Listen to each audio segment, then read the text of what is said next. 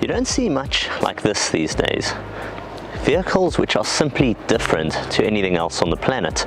You could swear a Martian brought it from space. The headlights and the daytime running lamps are reversed to the normal order. You're getting these large vibrant air bumps, as they call them, over at the side, and the black and red roof rails. But ultimately you also get a different outlook. It's a vehicle which is all about space, style and comfort. It's a French uniqueness that brings itself with this, the all-new Citroën C5 Aircross.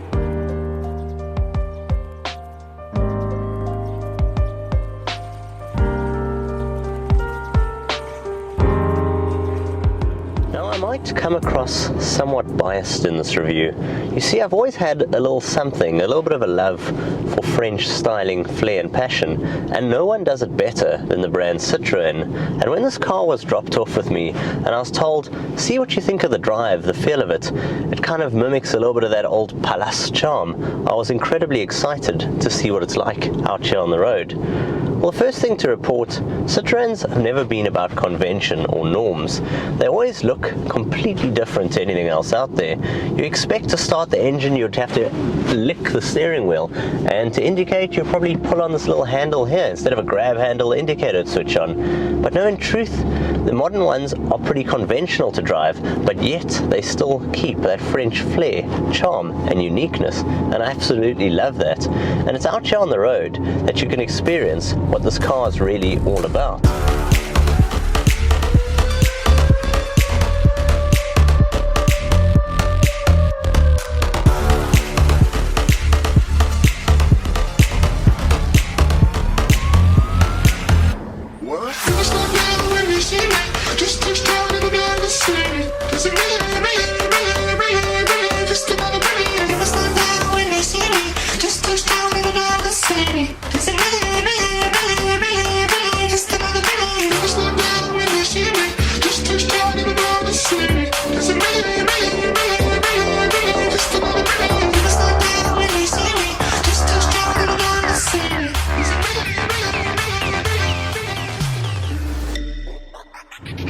The one I'm driving at the moment is powered by the 1.6 litre turbo petrol motor. Now it's a pretty sprightly motor. When you get it going and around town, it's nippy, it's got the power, it's there when you need it with its 121 kilowatts, 240 newton meters of torque, and you find all the power is mated to this automated transmission. The gear selector very much reveals that of the Peugeot, which it shares a lot of its DNA with, the 3008 and that of the 5008 SUVs, but you find that there's also some other touches which are a bit curious here, like these large flappy paddles behind the wheel. They may be large and sporty, but this car isn't about sport. What it's about instead is a serious wealth of space and overall interior comfort. We're talking for all occupants in here. You also find with the cushioned suspension system, it is incredibly smooth on the bumps. When there's obviously a bit of body roll because it's a large car in the boxy shape, but when it comes to just steamrolling the bumps, it is such a comfortable and quiet ride. It really is very enjoyable. But apart from this, as I said, space is of top priority. It's seated back here where it's also unique and rather special. You've got these lovely comfortable lounge style seats, that cushioning ride, but you also find not only do you have air conditioning and a central USB here, you're getting a lot in the way of headroom, and overall you're on 3 separate seats, which makes things a bit unique. So for example, if I wanted to slide just the middle seat forward, I can do that. It's on its own track. I can do the same with this seat and with my own. That means you can adjust it for legroom, you can adjust it for configurations such as putting a snowboard through the middle, or a set of skis or golf clubs if you have an extra pair, whatever you need. The Citroën is all about having a comfortable, practical style and image. But it's not just back here. When we move around to the boot, I'll show you the boot load area, which is amongst the biggest in its class. When you come around to the back of the C5 Aircross and you open up this tailgate, you're in for a treat here in terms of luggage load capacity. It's simply huge back here. You've got a false floor, so you can assemble it the way you want. Then here, even as it's configured with the seats up, you're getting a massive 520 litres of luggage load space.